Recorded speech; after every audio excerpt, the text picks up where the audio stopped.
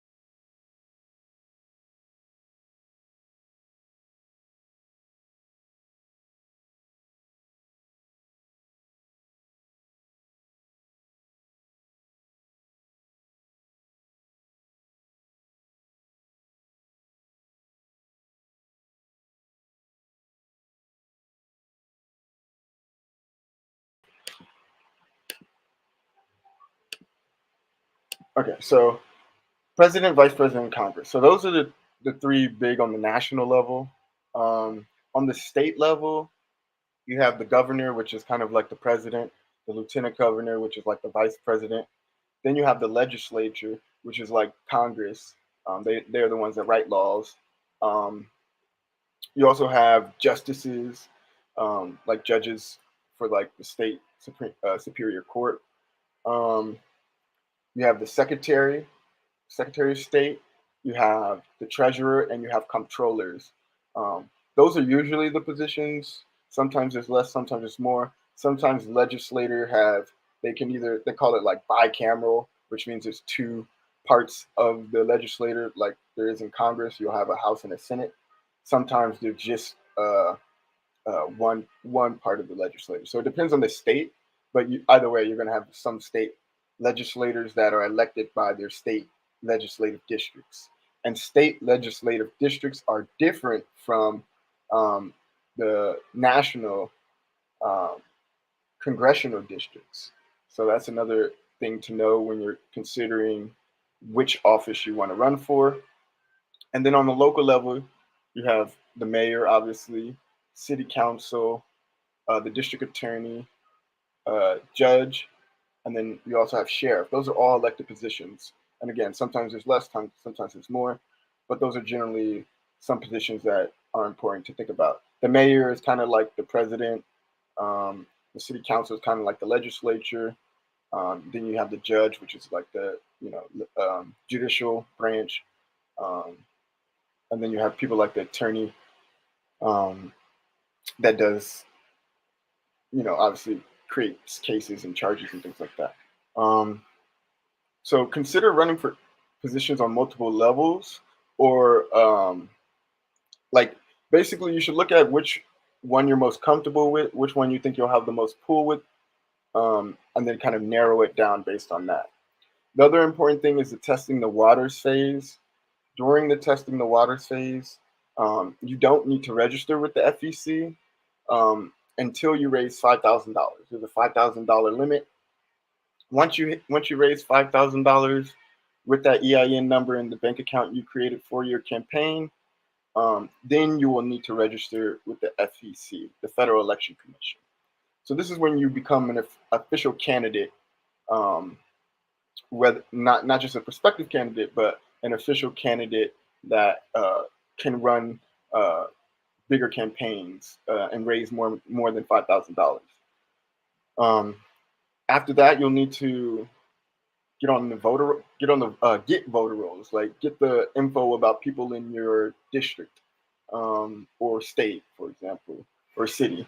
Um, and then the way you get ballot access is usually through the Secretary of State or the election office.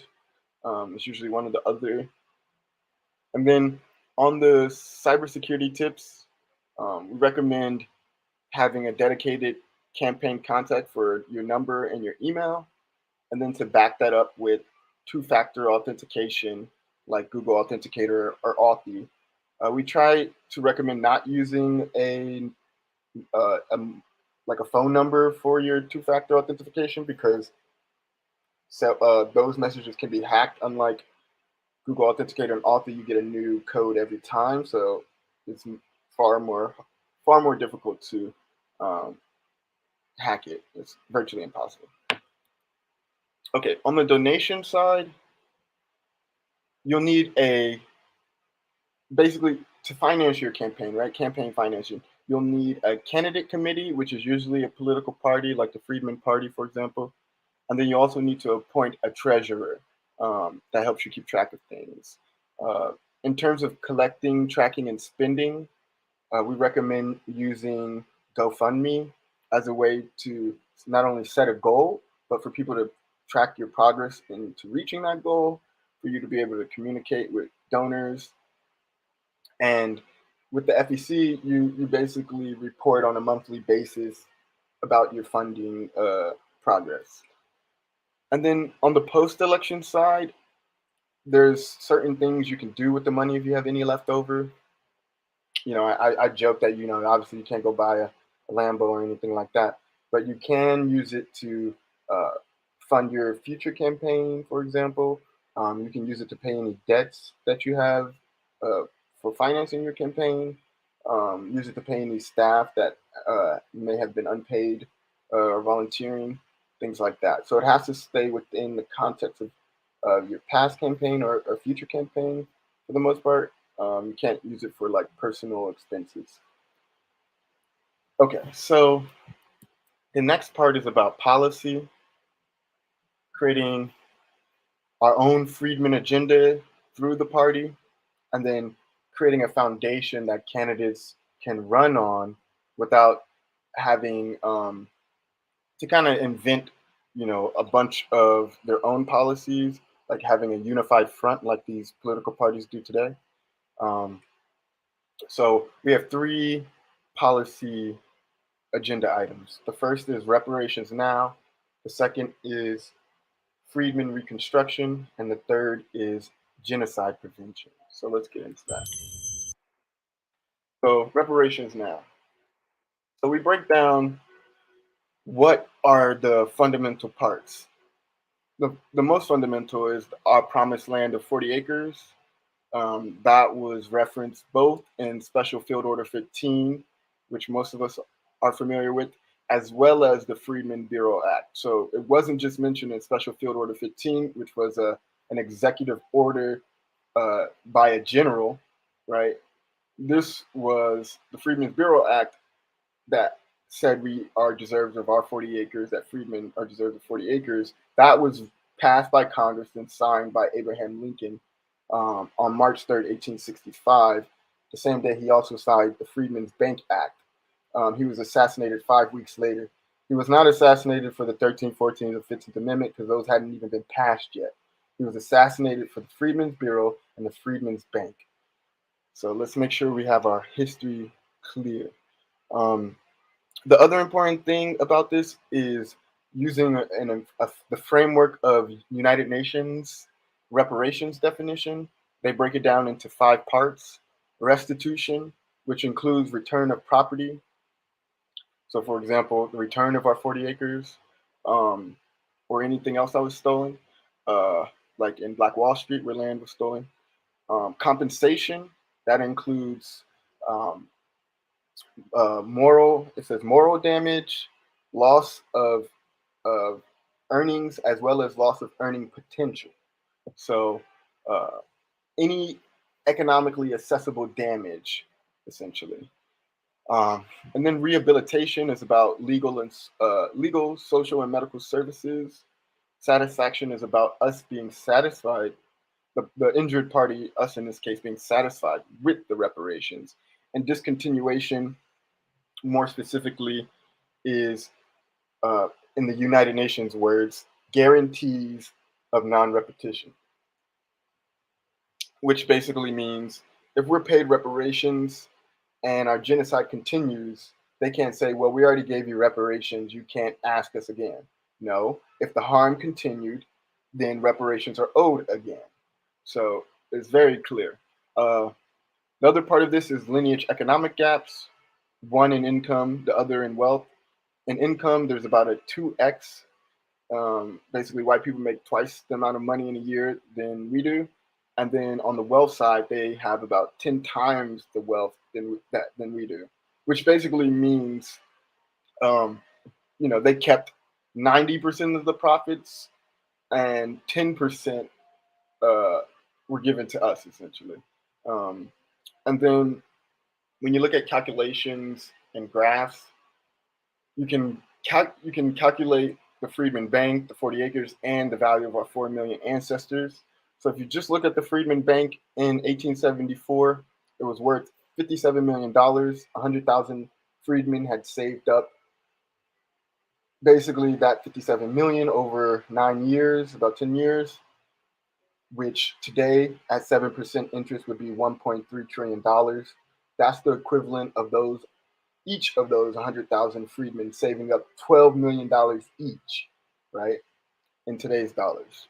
So when Frederick Douglass said that the robbery of the Freedmen's Bank was equivalent to 10 more years of slavery, he wasn't lying. And he's someone who emancipated himself. So um, I'm pretty sure he knew what he was talking about. On the 40 acre side, you can calculate that based on the value of land back then, and the number of acres given out. That today, or back then, that would be $400 million in 1865. If you run that at 7% interest, that's $16 trillion today. And then you can look at our 4 million ancestors. This gets to the part about loss of earnings and loss of earning potential as well. So our 4 million ancestors were valued at $4 billion in 1860. All of their collective labor, etc. That today is worth $230 trillion, which is, it's about what, 10 times the GDP of the United States in a year, and about 150% of all white wealth in this country. So just to let you know. So that's why each of those need to be dealt with. That's about $250 trillion in total, which is about $6 million per freedman. Okay, let's go on to freedmen reconstruction. First, let's define what a freedman is. Freedmen are Africans who were emancipated in the United States or the 5 tribes and their descendants. If you look at the difference between race, nationality, and citizenship, there are 3 types of status, and the sum of those statuses are or is your ethnicity. So race, you can call yourself African, Black, Colored, Negro, Afro, Mulatto, whichever word you like. Race is really a social construct, right? So there's nothing scientific about it, but people will choose what they want and what they don't like.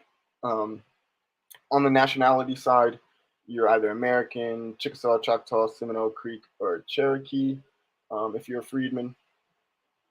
And then on the citizenship side, you're either a freedman, native, or immigrant, or some combination if you have mixed lineages. So for me, I could be an African American freedman. I could call myself a Black American freedman. Or if I don't like race, I just call myself an American freedman, right? And this gets into kind of what we're doing with the OMB listening sessions on race and ethnicity. On the Reconstruction 3.0, there's been 2 reconstructions so far. The first reconstruction was from 1865 to 1877. And that after that ended, when the Freedmen's Bank was destroyed and looted, when the Freedmen's Bureau was closed in 1872, the Freedmen's Bank was robbed in 1874. And then you had the Compromise of 1877, where during that election year, the Democrats and the Republicans they actually created a congressional committee of 9 people, 5 Republicans, 4 Democrats, where they decided the outcome of the election. That's how contentious it was. And in exchange for the Democrats allowing the Republicans to win the presidency through this congressional committee, the Republicans agreed to remove the federal troops protecting freedmen in the South, where the Democrats and the Ku Klux Klan were created after 1865 and were terrorizing freedmen. The Freedmen's hospitals and the Freedmen's schools were also a part of the Freedmen's Bureau. And so Reconstruction 2.0 was the civil rights era in the 1960s. So 100 years later, after the black codes and all these restrictions were laid out, you had basically 100-year lack of freedmen representation in political offices in places where we had freedmen majorities. And so it wasn't until the 60s where people fought to get voting rights basically back that really hadn't even left but weren't recognized, that you had a resurgence and a Reconstruction 2.0. The civil rights movement was basically Reconstruction 2.0. Whereas in Reconstruction 1.0, you had the Freedmen's Bureau Act and the Freedmen's Bank Act and the 13th, 14th, and 15th Amendment, which were amendments to the Constitution, the 13th, 14th, and 15th. During the civil rights era, during the Reconstruction 2.0, they didn't pass amendments to the Constitution. They passed congressional statutes, which are not the same thing, right? It's easier to strike down a statute than it is to change an amendment. So that's something to recognize. And Reconstruction 3.0 is us making up for what happened in the 60s as well as what happened in the 1860s. Essentially, resurrecting the Freedmen's Bureau, the Freedmen's schools, the bank, and the hospitals, and making them institutions that are not only sustainable, but are essentially everlasting and serve just like how the Native Americans have the Bureau of Indian Education and the Bureau of Indian Affairs. We will have the Freedmen's Bureau, the Freedmen's schools, the Freedmen Bank, and the Freedmen hospitals. Now, when we look at the calculations and graphs, there's a few things to note. The first is based on the 2020 census, there are 47 million African Americans. Of the people considered African American, 80% are freedmen, which is 42 million, and about 5 million are African immigrants. Now, if you look at how we started post-emancipation, out of the about 4 million emancipated, 4 million were American freedmen, and only about 8,000 were tribal freedmen. So in terms of numbers, those numbers still are basically proportional today.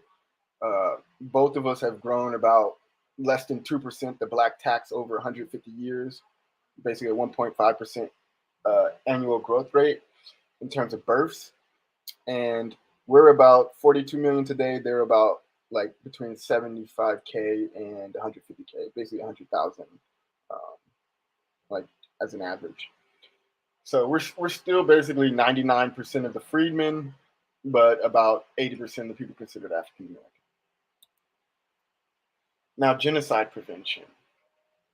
We broke this down based on the United Nations and the United States laws for genocide, which are equivalent. They're broken into 5 definitions. The first is lynchings and massacres, which they defined as killing members of the group. Examples include law enforcement killings, hate crime killings, for example. And then you have physical and mental harm. Their definition is causes serious bodily or mental harm to members of the group, causes the permanent impairment of the mental faculties of the group through drugs, torture, or similar techniques. So the whole flooding the uh, Freedmen neighborhoods with cocaine, crack cocaine in the 80s would fall under through drugs and torture or similar techniques, for example. Other examples include mass incarceration, sentencing disparities, misdiagnosis and overprescription, wrongful convictions, and we disproportionately represent all of these statistics.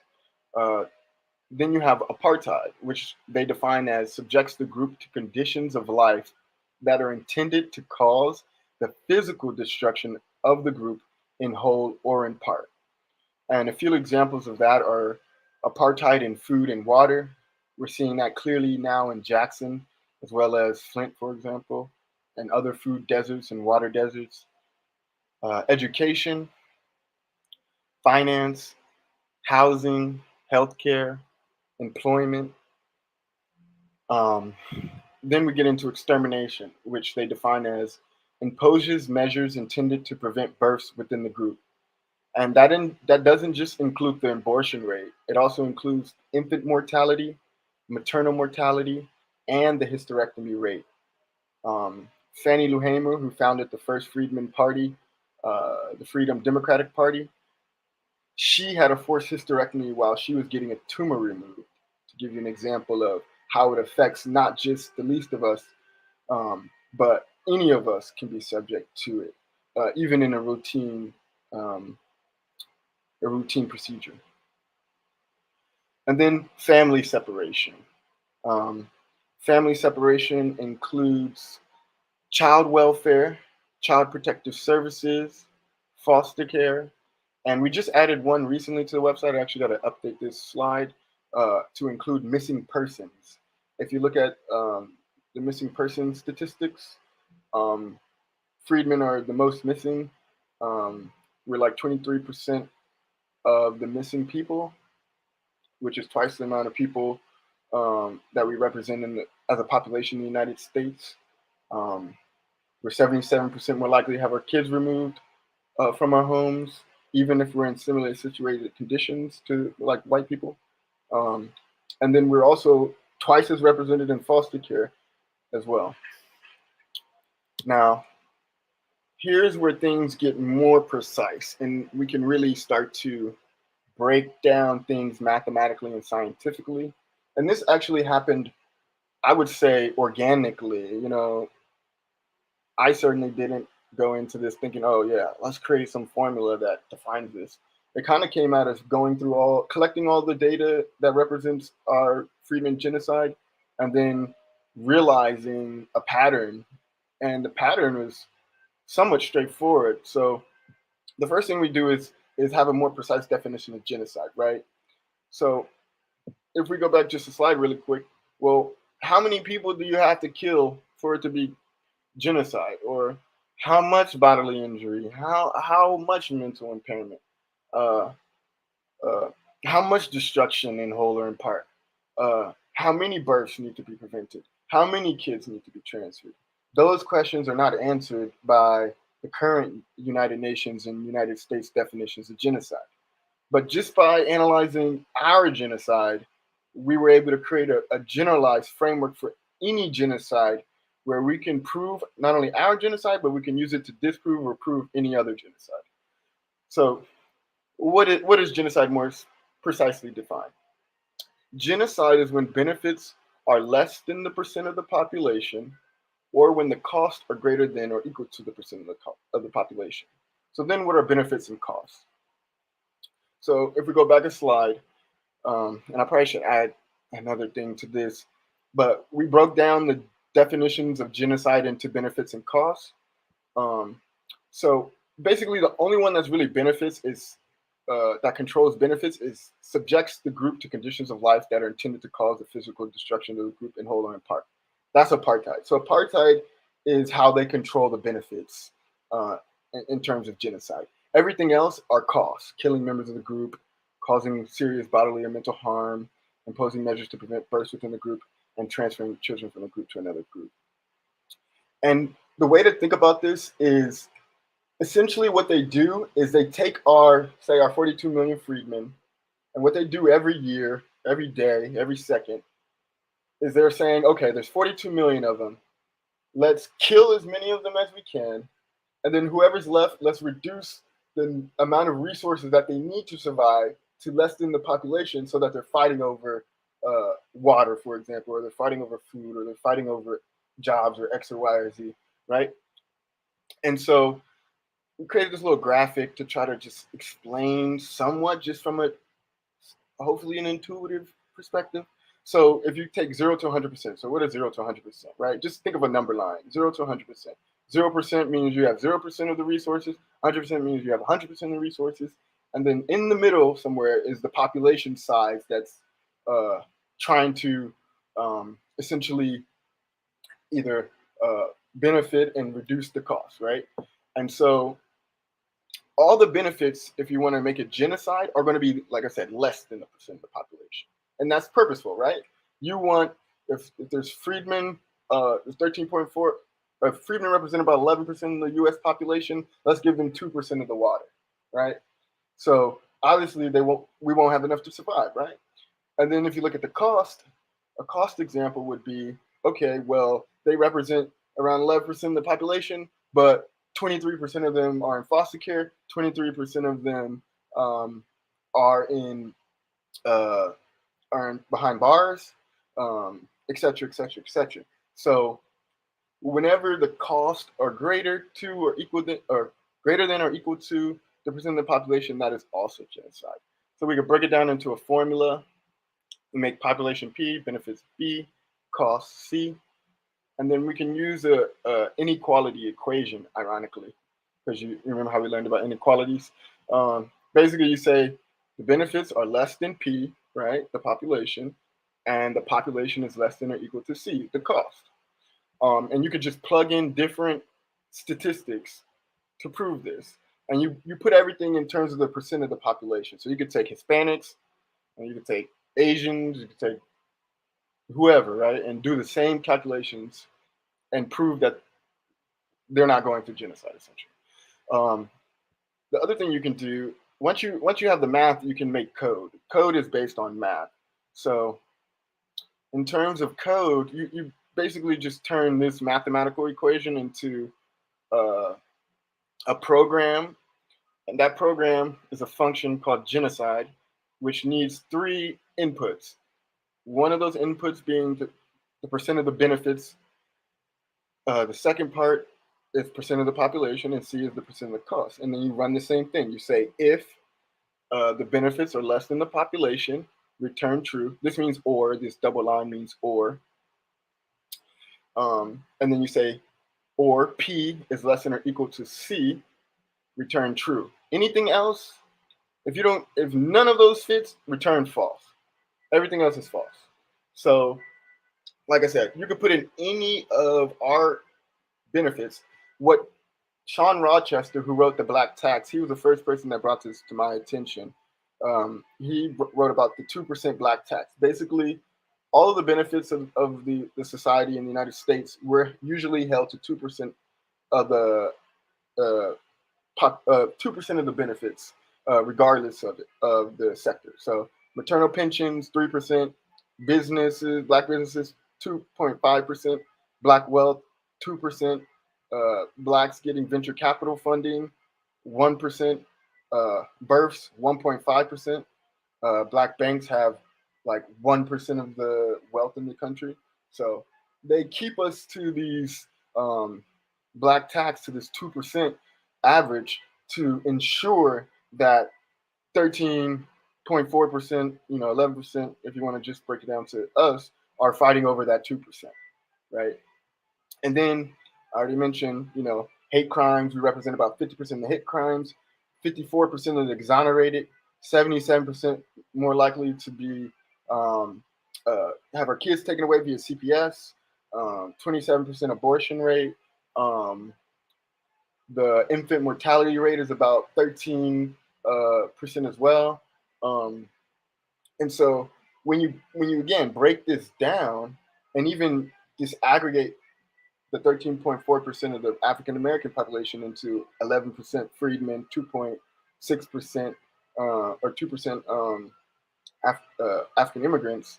Um, Basically, what you realize is if you put that 2% into for African immigrants and really delineate, you'll notice that they're not getting harmed like we do.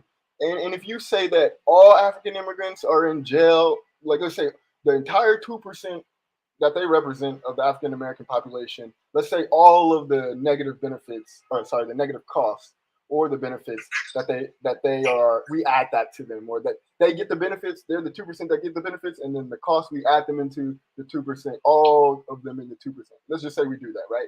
There's no way you get 23% of the African American population being in jail with 2% it being just African immigrants, right? So we have to. Yeah. What's up, Phoenix? I'm sorry. No, you go for it. Can you? I'm sorry to interrupt your bill. No worries. We have some new people coming in the room, so I just wanted you to reset the. Me being one, wanted to reset the room. Yeah, no worries.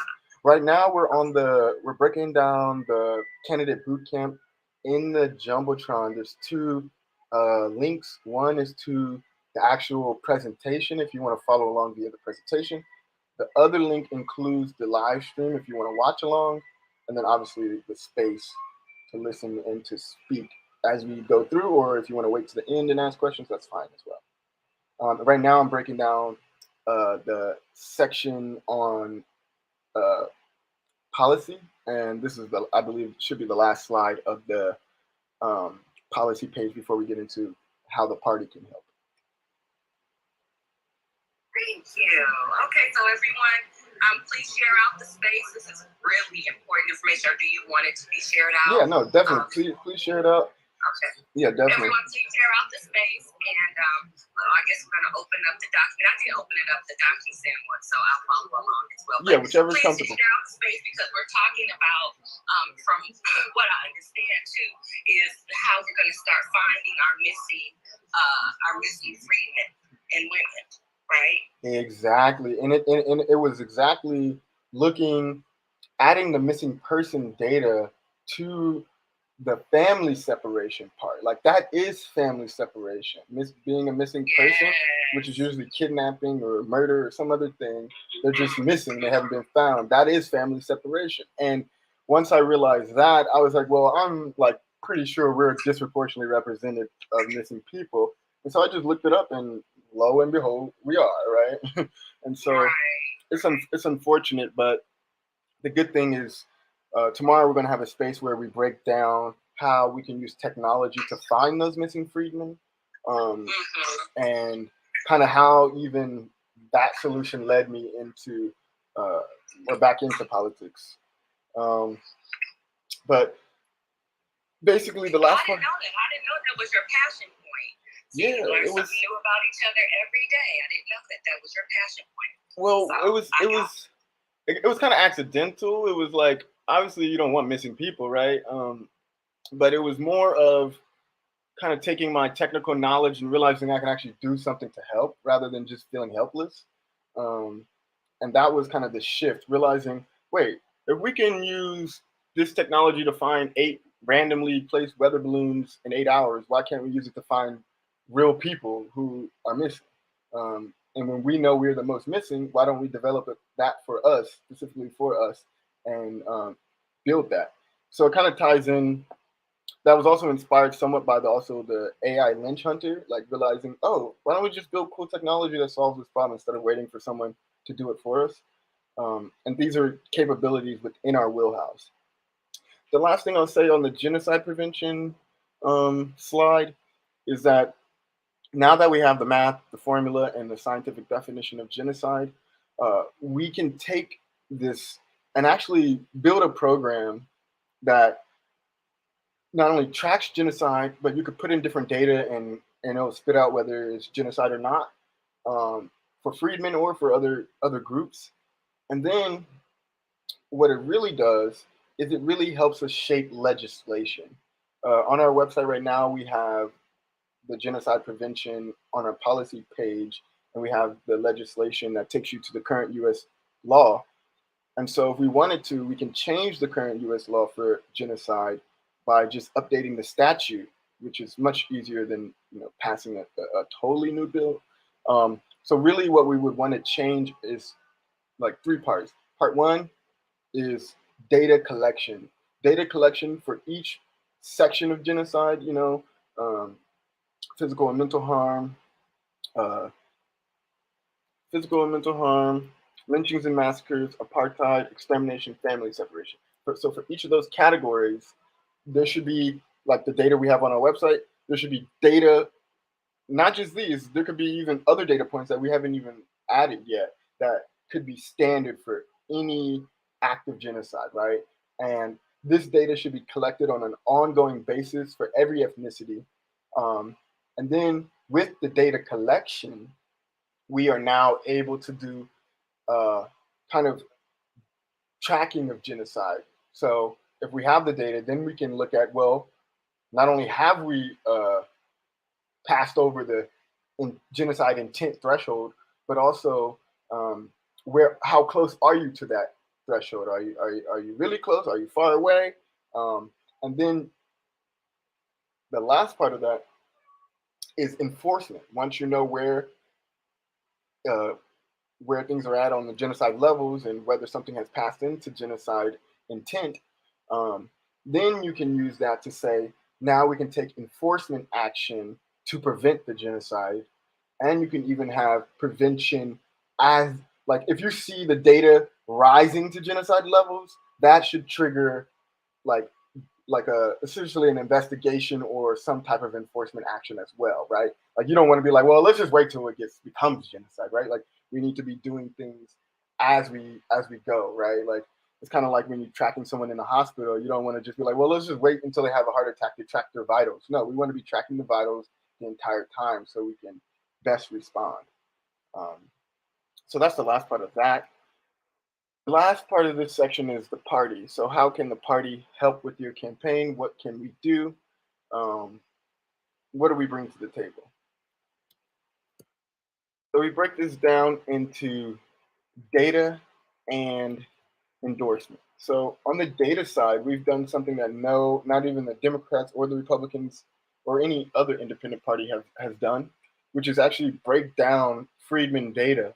Like how many of us are eligible voters? How many are registered? How many are voting? How many are Democrats? How many are independents? How many are Republicans? Like this data is not very much like known and broken down statistically by lineage or ethnicity, right?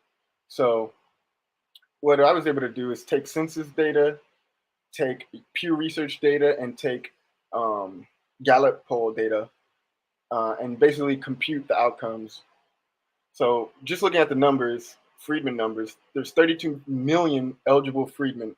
Of the 42 million of us, 32 million of us are eligible voters. In 2020, 22 million of us were actually registered. So out of the eligible voters, only 22 million were registered.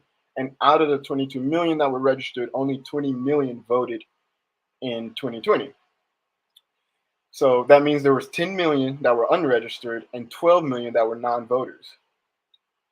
Of the voters, about 13.4 million were Democrats, 6 million independents, 600,000 Republicans, which is usually counterintuitive. People usually think it's Democrats, then Republicans, then independents, which is not the case, but it shows you the strength of the marketing that these parties have brainwashed people with. And then we also added a statistic from the CBC, the Congressional Black Caucus. They put out in 2021, summer 2021, where of the Democrats, the CBC is basically all Democrats. 58% have reparations as their number one issue on the CBC poll. So if you think about that, if you take 58% of the Democrats, 58% of 13.4 million, which is like half of 13.4 million, it's about 6 to 7 million, right? So 6 to 7 million Democrats support reparations in theory, which could potentially be brought over to the independent party. So that would bring us to about 12 million. And then if we take the 12 million non-voters, that's like 24 million, right? We would easily outnumber the Democrats and Republicans combined. So this is where us realizing where we're at and then coming together to actually exercise our power is really important. Now, let me break down the value of a U.S. vote over time, because this is important also in analyzing our numbers before I jump into the country as a whole.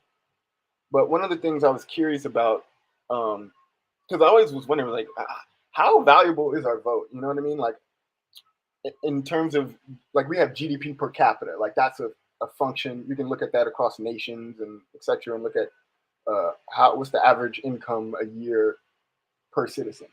In the U.S. is about like 75K, for example. So I was like, okay, if basically each citizen's income is about 75K a year, how much is our vote worth, right?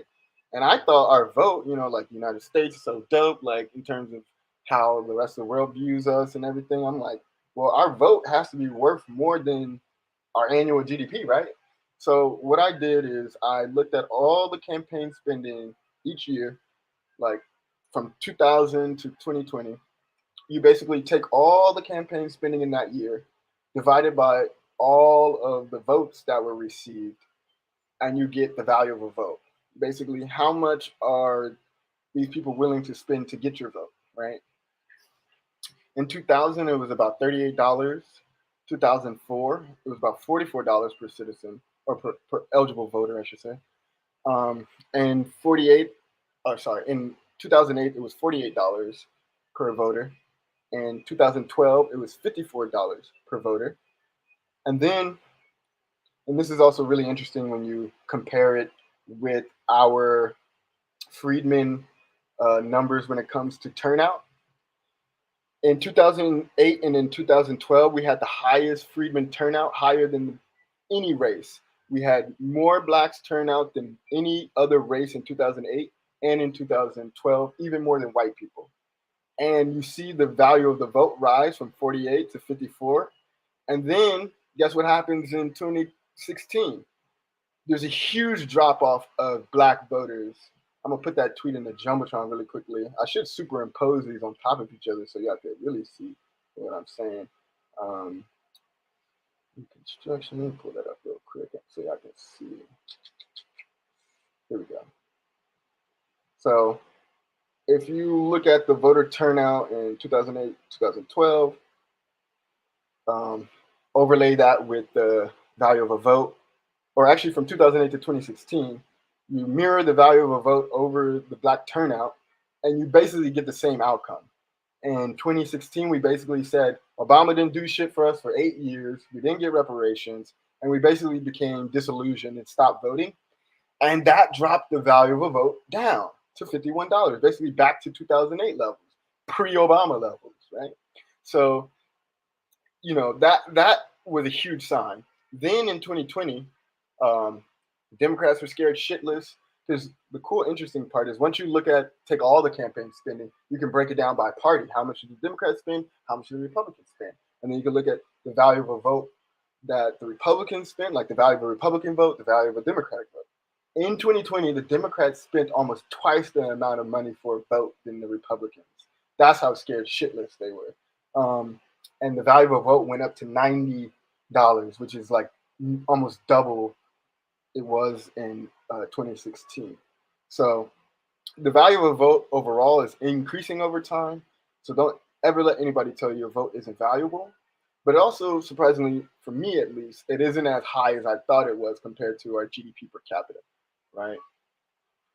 But here's the cool part. Once you have the $90 per voter, then you can look at our Freedmen numbers and say, what is the value of our voting block if we actually come together? You can even look at the value of non-voters, Democrats, Independents, and Republicans. So 32 million times 90 is basically $3 billion. And I like to bring that up because if we can come together, 32 million of us come together to create a $3 billion voting block, that means any politician has to spend at least $3 billion for us to give up our vote, right? And Michael Bloomberg spent $1 billion in 2020 and lost in the primaries. So money is no guarantee of winning. And a politician would much rather spend $1 billion and be able to negotiate with a political party to get votes than they would spending $1 billion and not getting any votes, not even making it to the general election. And then when we look back at the 12 million non-voters, that's 12 million times 90, which is like, almost $1 billion basically. And so that's $1 billion we're burning every election cycle we don't vote. So, an individual may think, oh, burning $90, oh, that's not so bad. But if 12 million people all think the same thing, like that littering joke, if 12 million people all think of littering a water bottle, that's a bunch of litter, right? So 90 times the 12 million that didn't vote in 2020, that's $1 billion that we did not spend, essentially. So you would never give someone $3 billion without getting what you want in return. And you would never spend $1 billion, or you never burn $1 billion without buying something that you wanted. But we are doing that every day with our every election with our vote. So we got to be more thoughtful about that. Patty, I see you have your hand up. You want to ask a question? Yeah. Hey, good evening. Thank you for letting me speak. Hello to everyone in the room. Of course. So my question, actually, I had two questions. So is this strategy solely based upon the missing Black people, or the Black people that stopped voting or didn't vote? And then number two, the second question is, what is the strategy to get those die-hard Democrats to vote for the candidates that that we're supporting for the cause? Yeah, good question. So, no, it's not fully dependent on that. I'm just bringing up an example of what's the potential. If you look at the number of independent voters, that's 6 million independent voters. The last election was decided by 7 million votes. So just if the independents all knew if they existed and voted accordingly, they could decide elections themselves. And then if you look at, like I said, the number of people you could convert from the Democrats based on the CBC poll, probably about 50% of them, 58% of them, which is another 6 million. And then, like I said, there's 12 million non-voters as well. If we want to add those and get 10 million people registered and get the 12 million voting. And then the Republicans, like in terms of we've got to play offense and defense. This is how you should look at it. Offense is basically getting people that are Democrats, Independents, and Republicans to vote independently for candidates that we endorse. And then defense is essentially, I should correct that. Offense is basically scoring points with the independents, getting them to vote, and then getting the non-voters voting. That's offense. Defense is removing voters from the Democrats and Republicans. And so if you look at the Federal Election Commission's definitions of political parties, there's 3 definitions in terms of size. And you have new parties, which have basically received less than 5% of the popular vote in a general election. And then you have minor parties who have received 5% or more of the popular vote in a general election. And then major parties have received 25% or more of the popular vote in a general election. So why is this important? It's important because public funding is attached to each tier. If you're a major party like the Republicans and Democrats, who have about what you were about to get into, about 27% people are registered Democrats, 27% are registered Republican. If people vote according to those parties, they will lose their major party status if we're able to knock off a mere 3% from them. And that's important because each major party gets $100 million per election, per general election, to basically compete against us. So basically our taxes are basically being used to run candidates that we don't want. If you're a minor party, we can get 5%, whatever percent above 5% of the 100 million. So if you reach minor party status, you get access to public funding as well. It's not $100 million. It's, like I said, whatever percent of 5 or greater of 100 million, basically. So if you got 5% of 100 million, that'd be $5 million, right? And then the other part of why this is important is, like I said, office and defense. We're a new party right now because we haven't participated in a general election, so basically 0% of the popular vote. And the only way you can get out of that is if you have a candidate that received more than 5% in a previous election and then runs in your party. That's the only way, as a new party, you can get public funding in a general election via a candidate that received that in another election that decides to run under your party. And so, again, offense and defense. Offense, we want to become a minor party at bare minimum. And that would take, if you take 5% of the number that was needed in the last election to become a minor party, that would be around 8 million. So with the 6 million independents, again, you can reach minor party status by just bringing on the 2 million non-voters, for example. And so defense would be knocking the Republicans and the Democrats from being major parties to becoming minor parties, or just new parties, turn them back into a new party. And we're actually close, so I'm going to get into this slide, this graph. If you take Gallup data from like early 2000s till now, month by month, and you look at voter registration over time, there's a clear trend. More and more people are becoming independents. The Republicans are dying fast, the fastest, and the Democrats are following closely behind. Of the current numbers, 43% of the United States are registered independent, 27% Democrats, 27% Republican, and the biggest gap between independents and the two parties was January 2021 after the insurrection, where 25% were registered Republican, 25% were Democrats, and 50% were independents. So this is the trend of the country. It also explains why these white supremacists stormed the Capitol, because their numbers and their political power is dying. This also ties into delineation and these OMB listening sessions. If you look at the U.S. Census numbers, it says 200 million people in the United States of 330 million, which is basically 67%. They're saying that many people are white. But if you look at the definition of white by the U.S. Census on the fucking U.S. Census.gov website, it literally says white includes North Africa and Middle East, right? So I had an interesting conversation with Black Majority and State Power, and we end up getting into like the Mormons, and I was like, wait, did they benefit from the Homestead Act? And because they got land in Utah, right? And so I looked it up, and lo and behold, they did.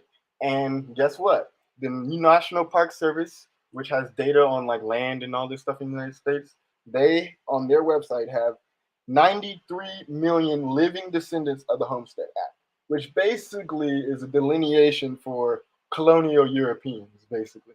Like, not 200 million, it's 93 million of y'all, right? That's also ties into why they stormed the Capitol. Because if you basically reduce your entire population by literally 50%, like it's not as big as you thought it was, that also affects your voting power.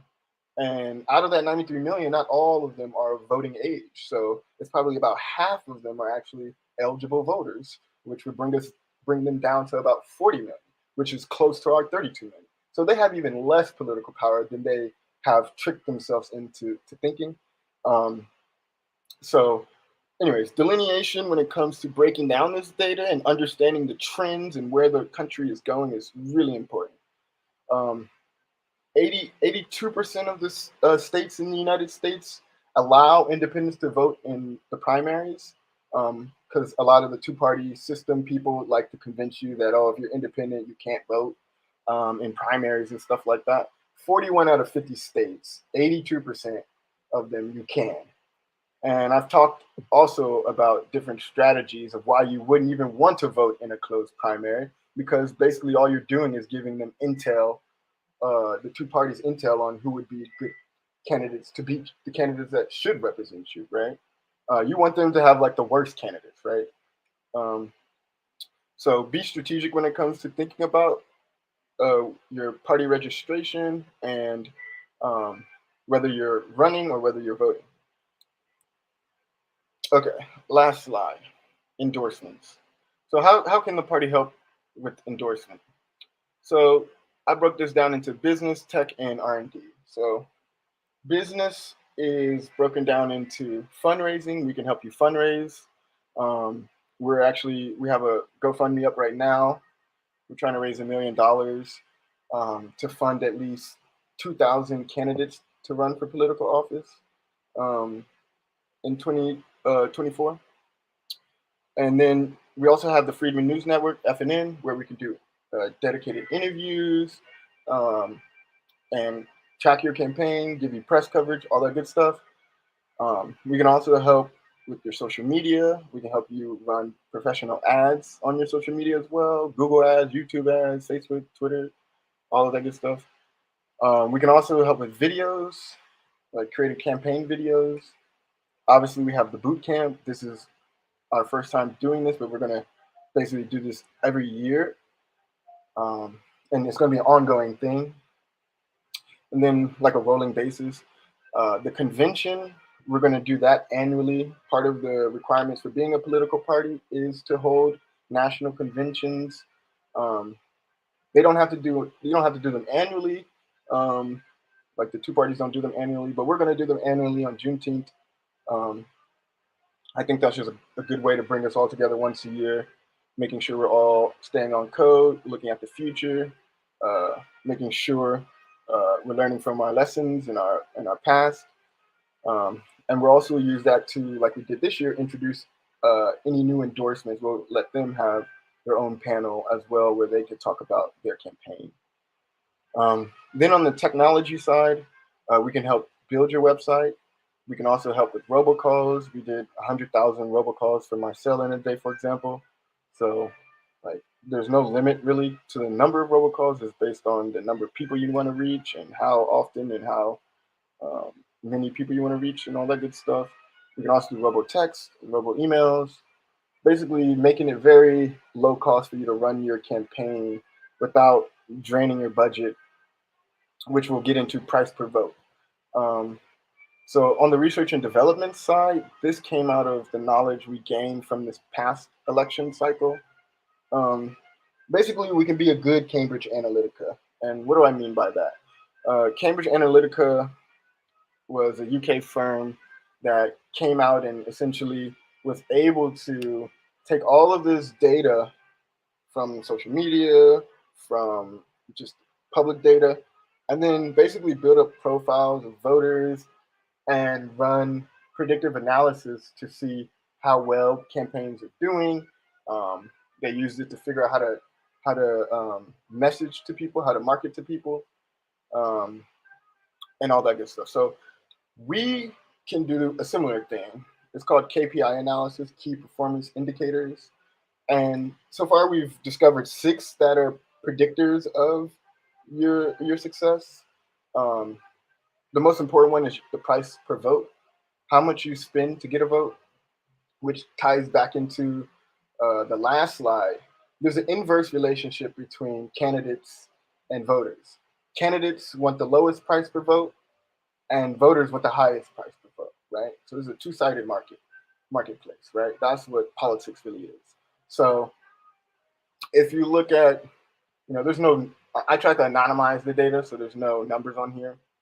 But when we looked at all the data from all these different campaigns, we found some very amazing things. One of the most shocking one was how low you can get a price per vote if you have people that support you.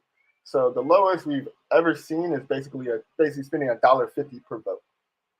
And so when we're talking about the 2020 number being $90 per vote on average, and you can reduce that by 90% essentially, that's phenomenal. So that means you have people that really want to see you win. They're giving you tons of donations because they want to see you win, and you're reaching a lot of people at a low cost. right? On the other side, raised. You can look at how much you've raised. We can look at how much your competitors have raised in your election, and we can look at the percent of the vote that you're likely, to get. We can track how much you've spent um, in percent and in real dollars, and then we can also predict how many votes you'll be able to get. So all of this, the key one being the price per vote, will be important to ensuring that your campaign is as successful as it can be. Last but not least, we do have a test. I've been working on it for the longest. Mainly, I've been working on the genocide prevention math and code. Kind of took precedence. It kind of came out of nowhere and just kept me up for a bunch of nights trying to get it right and making sure that it was solid and something I could share and, feel that it was legitimate and not disinformation. So I kind of spent September doing that. So my goal is by October 1st, or at least by latest October 7th, I'll have the test done. It should only take like a week if I really put daily time into it, because it's taking all the data and all the information from my website and all of this presentation and putting it into like a Q&A form where you have to ask and answer questions like you're taking a test, and then we can use those test results to figure out where you're strong, where you're weak, where we can help you improve, which concepts you need strengthening, and then we can also use that to prioritize candidates that you know score really well, right? And basically have the information locked down where they can convey that information to someone else, like the constituents, the potential voters. So with that, that's the last of the presentation. I appreciate all of y'all patience. Uh, we can get into a little discussion, and then we'll probably close out by, if not depending on how many questions y'all got. If not 6:15, 6:30, depending on how many questions y'all want to ask. So, Lloyd, you got your hand up. Go for it. Yeah. Once again, the work is brilliant. I learned a lot of stuff. Let me say this: it was very thought provoking. And that being said, I don't even know how to say this without being offensive, but I'm just saying this is the wrong audience for this presentation. Presentation is awesome, but the people that should be here are campaign managers, people that are out here trying to develop the strategies to get those 10 million, I think you said it was 12 million that didn't vote, people to vote. This is used to create strategies. Everybody is not a decision maker. Everybody is not a campaign influencer, right? So the information that you're giving, I've been in politics for 50 years. I've been in some of the highest levels of strategy sessions, and a lot of it went over my head. And I know there are people in the space today that are that haven't got a clue as to what you're saying. They just got a lot of numbers. And so I think what we need to do is start getting data, or putting together data that supports a message, but a very specific message. And I'm going to take out of what I heard today is the message being that we have to get our people to vote, because we're not going to get the money if we don't have people voting. The other delineation that has to be clear is when you were talking about funding for political parties, it's got to be made clear that funding is at the federal level, national level. State parties don't get money from the federal government. They get money from the state parties, get money from the national party. And we have to, before we start inundating people with this kind of knowledge, and trust me, it's brilliant. Freedmen, don't get me wrong, it's brilliant work. But people have to be prepared to to receive this message? I'll land there for right now because I know I'm about to get my head handed to me. No, it's okay. I'll just push back in two ways. The first is like I agree with you in terms of like getting more people to vote and how that's going to influence things, and that there's obviously an audience for every presentation. What I will say, and I said something like this before. Jaren liked it so much he put in his bio, but basically it's something like, don't disqualify yourself. Let the voters decide, right? And the reason I said that before was mainly in the context of people running for office, right? Like, out of the 42 million freedmen that are in this country, 32 million, like I said, are eligible voters, and about 20 million of us are eligible to run for office. And I don't think any of the eligible freedmen that can run for office should discount themselves from running for office. And I like to go back to the Reconstruction era. Post-emancipation, we had 2,000 freedmen in elected office, not running, in elected office. And this is post-emancipation, right? Those 2,000 that were in elected office means that there were more than 2,000 freedmen that ran for elected office. Like, they didn't all just walk into elected office without any competition, right? And so not only do we need to get back to those levels, Harriet put out a tweet where he said something like, we need 100,000 people running for elected office. I believe we should have millions, even if we can have them, and we do in terms of eligibility. It's just a matter of will. There's no reason anybody in this room, if they are, let's say, just if you look at the House, Senate, and presidency, you got to be 25 years or older to run for the House, 30 years or older to run for the Senate, and 35 years or older to run for president or vice president, right? So in that context, there's way more eligible people than it seems, and we shouldn't disqualify ourselves. And I'm the type of person, because even though this may be like very high level knowledge, I wasn't always this way. I started with knowing nothing, thinking I was dumb, thinking I couldn't learn anything. And then when I finally challenged all of those stereotypes and challenged myself, lo and behold, I could do it. So I don't think anybody in this room is incapable of running for office. It's really a matter of whether they're age eligible and a citizen. Other than that, I want to say one more point real quick.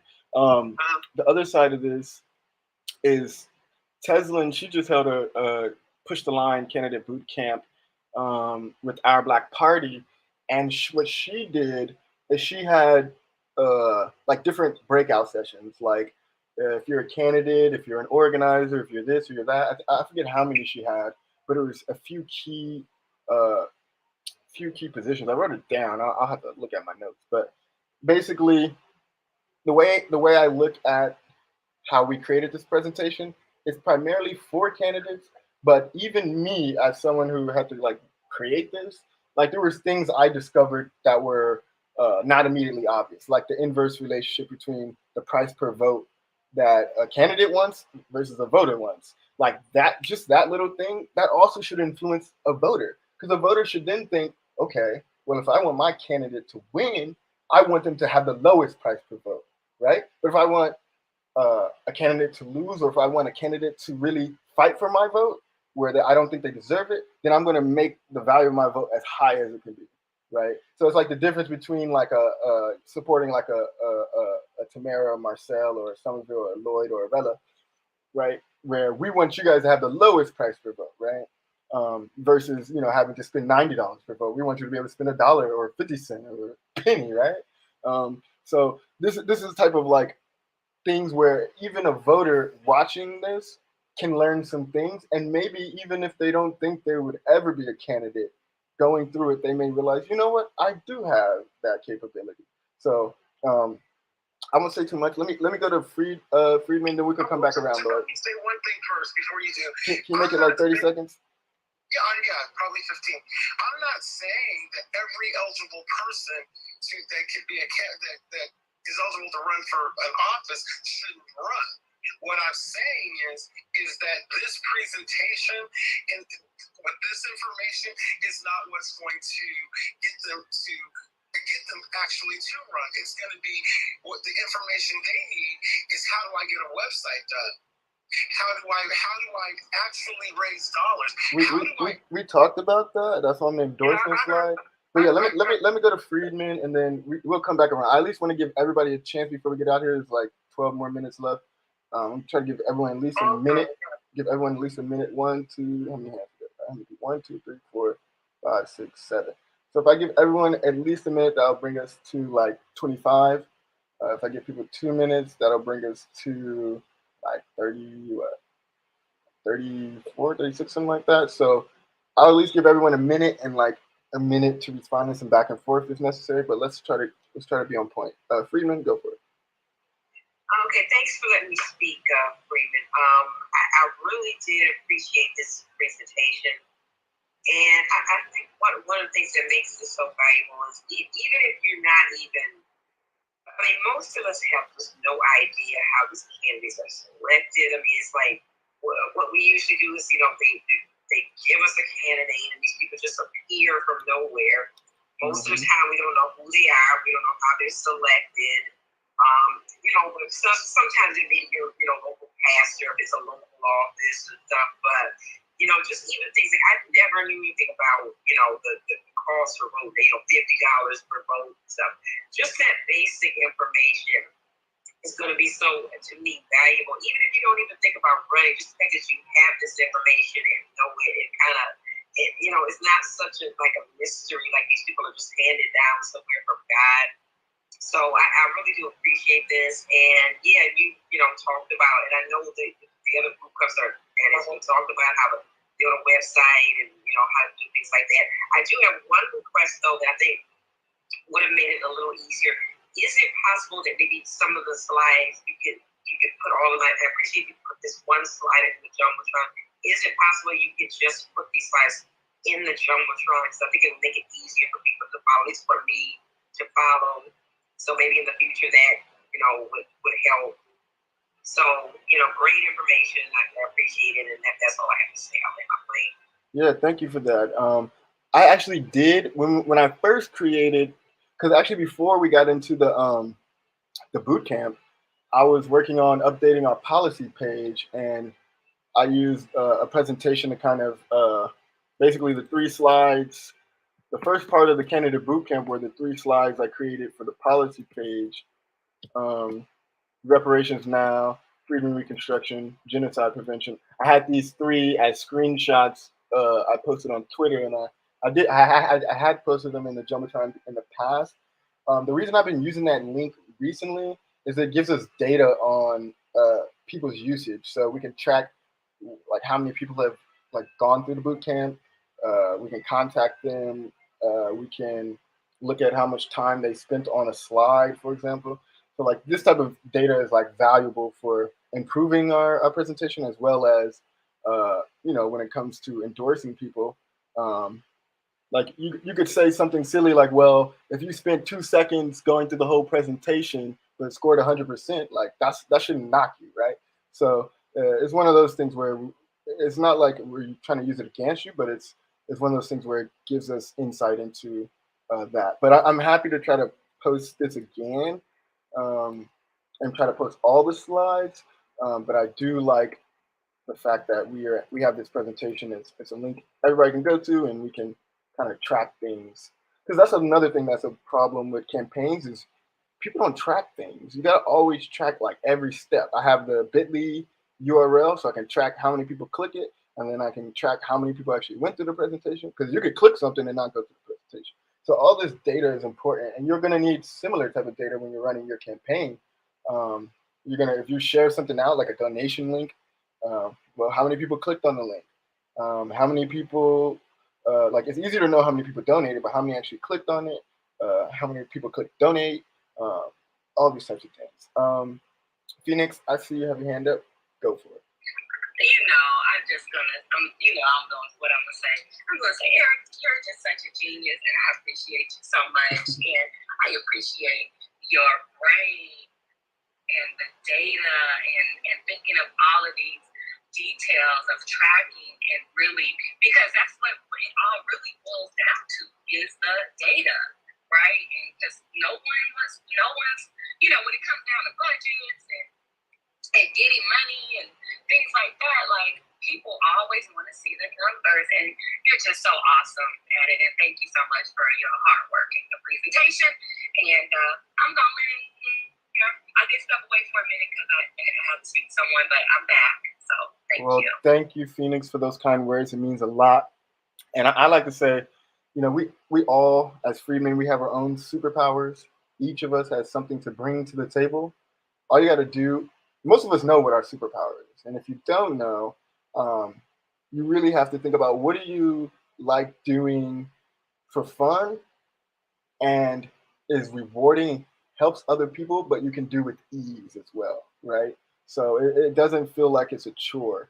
You want it to feel like this is fun. Like breaking down these numbers is exciting to me because I'm like, what are the freaking numbers? How many freedmen are in this district? How many freedmen are in this district? And the only way to get this information, because the Democrats aren't going to tell us and the Republicans aren't going to tell us, we got to do it ourselves. So that's one of those things where even looking at the genocide prevention, like it was not fun looking at all the data of like, oh damn, we're really unemployed, we're really getting murdered out here, and but it was like, well, this is important because now we know how many of us are missing and we could go find them. Now we know how many people are in CPS and we can get them out, right? Like this types of things, you can't do anything if you don't have the information. So, and like I said, with the whole genocide prevention formula, now we can have a way to like turn these cool scientific math and code into something that can actually be actionable, right? Because numbers and code by themselves are meaningless, right? Like my interest in even going that far in thought was that how can this be used to enforce genocide prevention, not just say, oh, this is genocide, right? Like that's not cool. We already know we're going through genocide. We didn't need no formula or no real data. All we had to do is look around us. But what these things do is they back us up in an objective way that no one can refute. Harriet, you're next up, and then we'll do Rella, then Abel. Peace, power, reparations, family. I just wanted to say thank you for the space. You already know I would say you're the most underrated person within doing this reparations advocacy and political advocacy. And I just wanted to just thank you for the training. And then we just gonna keep on putting this together and putting the people in place who are willing to run. Lloyd, respectfully, brother, this is the right room. It's always the right room when we're here to enlighten our people with this knowledge. You know what I'm saying? Like the people who you referring to that are have this upper echelon of knowledge, they had to start somewhere. Our people have to start somewhere. Also, we putting our people in place to run. You know what I'm saying? And it could be me.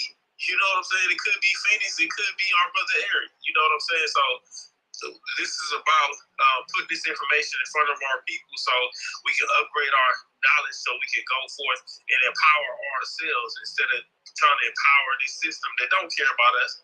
These candidates don't care about us. They never gonna care about us. All they want to use us is as an economic base to empower themselves with our votes and to keep us as a mute voting bloc and genocide our voting bloc due to how many migrants and illegal immigrants that they're bringing over here. They think that we're unaware, but we're very aware. So we're going to keep on enlightening our people, empower ourselves, and run for office our damn selves. Man, thank you for that, Harriet's Pistol. Always appreciate your kind words, bro. I'm doing this for y'all. I like what Fred Hampton says. He said, "I'm high on the people." So I'm high on the people right now. We're gonna keep it that way. And Harriet, shout out to you for helping with the pull up. I love seeing us putting in work. And always when it comes to online work is important, but showing up in person, boots on the ground. We can't be everywhere at once like we can on the internet, but showing up in person means so much. So I just want to give you a shout out for your work and what you did and all that great stuff, bro. So Thanks, I Definitely. appreciate you. Hey, and I have an announcement to make real quick. Go for it. This is long overdue, but tonight I am officially joining the Freedmen party. Hey, let's go. We're gonna have Harry and Phoenix in here, and we got Lloyd. Hey, Boogie. Hey, Kiara. All right, I'm sorry, I'm snitching on all y'all, but it's a good thing. Y'all should join the party. We lit. Yeah, it's a great thing. What else did I want to say? Oh, what was it? Oh, on the running for office. I definitely want to run for office. In 2024, I'm 28 right now, so I'm only eligible to run for the House. My birthday is June 7th, so by like 2024, I may be eligible to run for Senate, but I'm gonna kind of the same way on that slide where it says decide, choose your elected office. I'm still kind of deciding, and then I got to look at the rules like, do I got to be this age when I run or this age when I get elected? So I got to look at that little caveat real quick to make sure I'm not shooting myself in the foot on the Senate side if I do decide to do that. But House at least basically, and I think all of us should at least run and try. And everyone in this room is capable, I believe, of running for office. Like I said, you just gotta look at your age eligibility and get this knowledge in your head, and you're good. Rella, and then A Boogie, then Lloyd. Hey Derek, hey Phoenix, I'm A Boogie. Everyone in the room, how's everyone doing? So, I had decided to run for U.S. Senate. I think there are some other things that also plague people when they're actually getting ready to run, that they might feel like they can't run, maybe because of life circumstances or things like that. And I think this is the perfect room to have those discussions. I know in regards to what Lloyd was talking about, we did go over a lot of that information. I think the last time you hosted a space, and I think it's just something that more and more people have to come to the rooms to hear. And I would be remiss if I did not say, do not talk about strategy on Twitter. I always say that. You guys know I've been saying that since day one. And I think that, I've had, of course, behind the scenes conversations with a lot of people. And my biggest thing is, as we roll these things out, that we do get acquainted behind the scenes. I know that you have an honorary space for me on the Freedmen party. So as I tiptoe with everything else going on, I will say that Virginia U.S. Senate, I probably would be running for as a Republican. I really wanted to actually run against Winsome Sears as a lieutenant governor, but I think my expertise and where I am and for what we need in Virginia would be best suited for Virginia U.S. Senate as a Republican.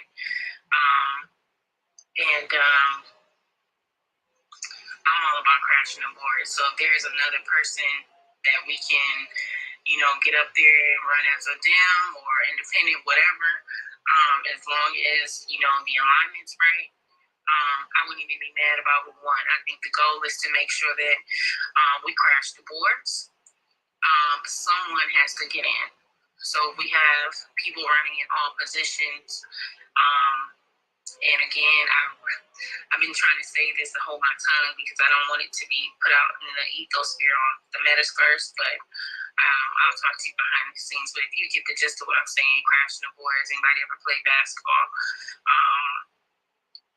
I love all the information. More and more people need to be in here.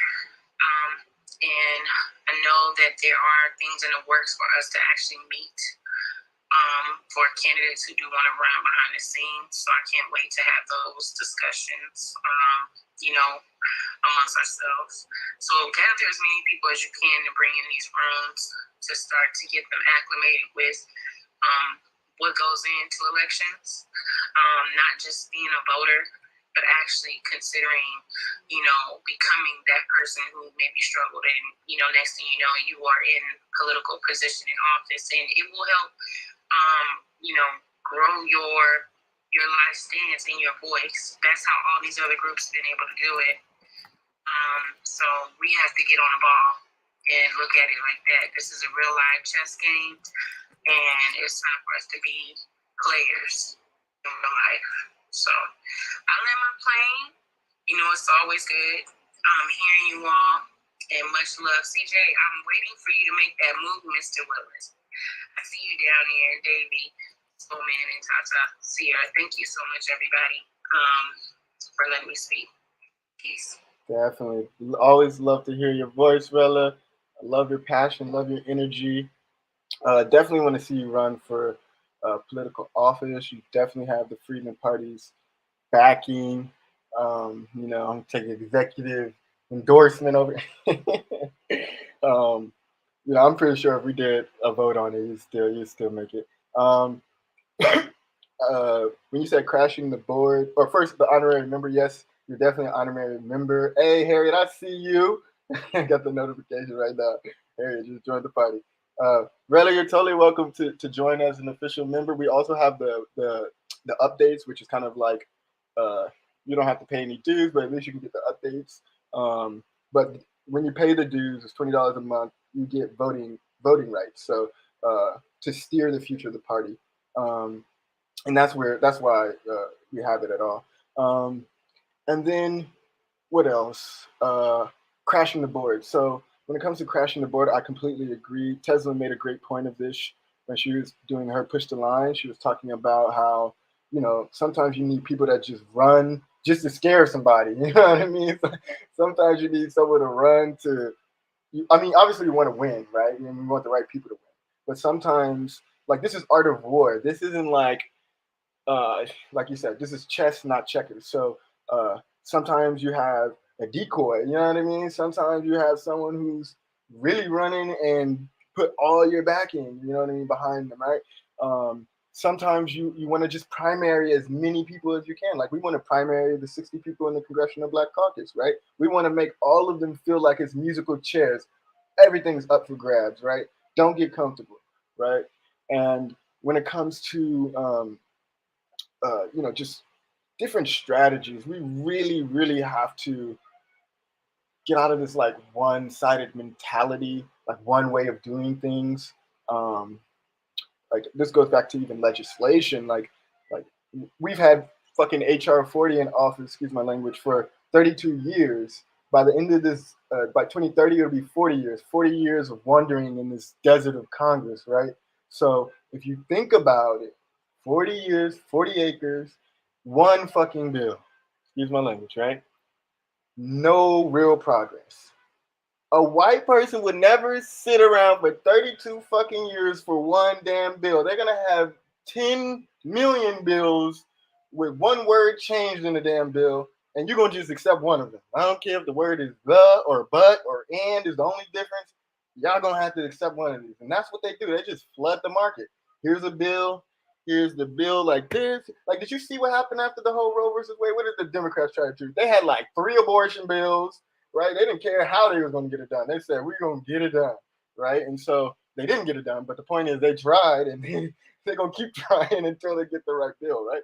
So we need to get away from just like, oh, there's only one shot, like Hail Mary. No, we need to think of this as like, that's why I said it's a numbers game, right? So I like, again, statistics and probabilities. If you look at the freedom, what were they called? No, not the Freedom Democrats. The And Justice Democrats. Don't forget the Supreme Court Justice as well, Mhm. and the AG and the Supreme Court Justice for each state.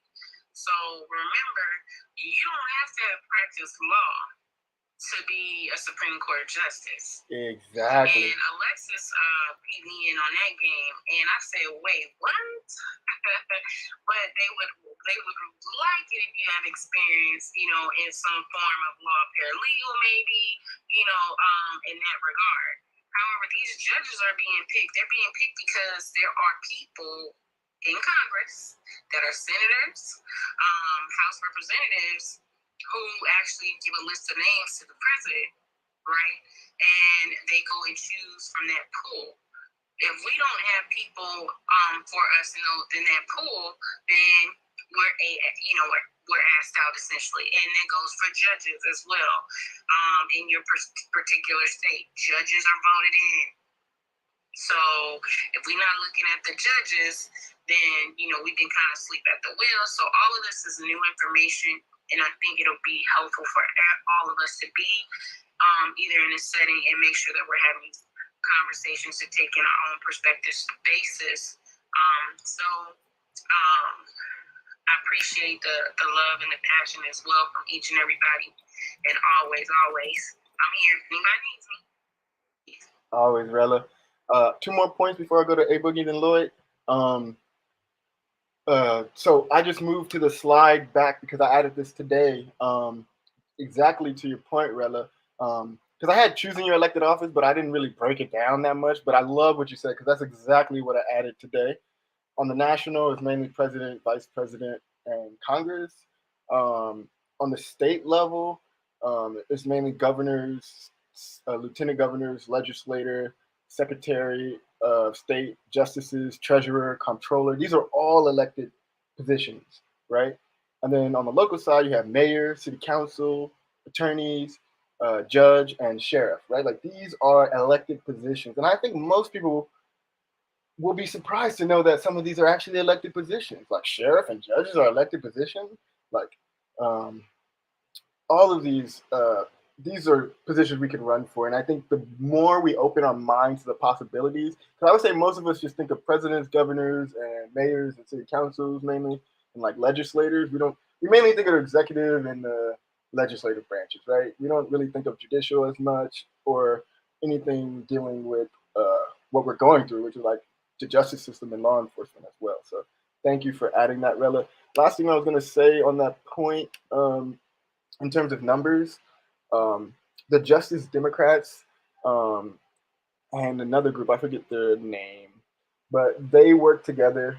And what they did is, this was 2016, not 2016 or 2018, I forget the year. I think it was 2018 because of the midterm year. You had, they had 10,000 people be nominated by like just random people, like nominated 10,000 people to run for elected office. Out of that 10,000, they chose 2,000 that they would endorse. And then out of those 2,000, only one person won, which was AOC. And I don't like or endorse AOC because she's basically, all she did was just like hijack our talking points to do nothing for us. But the point in all of this is 1 out of 10,000, that's their batting average, right? Out of 10,000 people, they got 1 in, right? So I believe we can have a better batting average than them, have a higher success rate, right? But if we use them as a benchmark, 1 out of 10,000, just to get one person in, we would need to have 10,000 people go through this boot camp over the next like 2 years at bare minimum, right? And so that's certainly doable. Let's see, 10,000. I'll just break down the numbers. Let's see. That's about like 13 people going through it a day, basically. So far we've had 50 people go through it since we started. So we're not at that rate yet. And actually, the last thing I was going to say, because this touched on what Harriet said and what Bella was saying. Earlier, there was like one person in this room. I was like, I'm going to hold this damn room. I don't care how many people are in this room, because this information is so important. And if you're that one person that gets elected, then I'll be damn good for you. So I just think we no matter the size of the audience, you have to be willing to put in the work. And it's the people who are ashamed of the first person being there, like at a party, or the first person being at a protest, or the first person to step out and do anything. There always has to be a first person. There always has to be a second person. Always has to be a third person, and so on. And so you can never escape that. And so when people were like even hating on the pull-ups and like, oh, only 7 people showed up, only 6 people, only 5, only this, only, you're a hater because you're afraid of progress. You're afraid of success. Anything great starts small. And when you even go back to the civil rights movement, you had when they were doing the early boycotts supporting Rosa Parks, there was a handful of them. Martin Luther King Jr. talks about this. If he had based his future on the number of people that showed up to these protests to begin with, then he would have ended his political civil rights career, which would have been a disgrace. And then the other side, if you look at the meeting with General Sherman and the Freedmen, there was 20 freedmen, right? So 20 freedmen were able to lay the foundation for our 40 acres and a mule, for our reparations. So don't let small numbers scare you. Small numbers should excite you. You should be like, these are the people I know are going to be in it for the long run because they're willing to show up and stay in a room with one or two or three people just for over an hour just to hear some information on politics and how to change things. And that's what we really need to like honor and appreciate. It's like a baby, right? Like if you're like, well, fuck, this thing can't. Edison actually had a great quote where, he obviously has a quote about the 10,000, like he tried the 10,000 ways that don't work, right? Just to get to one that did. And he connected that to somebody was complaining because when he was still trying to come up with the invention, they're like, well, why doesn't this thing work yet? JP Morgan was one of his investors. And so like the real like Morgan, J. Pierpont Morgan was like his first investor. So he was like, why isn't this working? And and Edison was like, what good is a newborn baby, right? Like, if we judged like success on a baby's abilities, you can't talk, you can't walk, you can't even feed yourself. Why do I spend my time on you, right? Like that would be ridiculous, right? So, don't do not disparage small things. Cherish them and let them grow into bigger things. That's the only way they grow. A Boogie, if you want to share any thoughts, and then we'll go to Lloyd. Yeah, thank you, Eric, for the space. Thank you for the presentation. Thank you for everybody that came into the space tonight.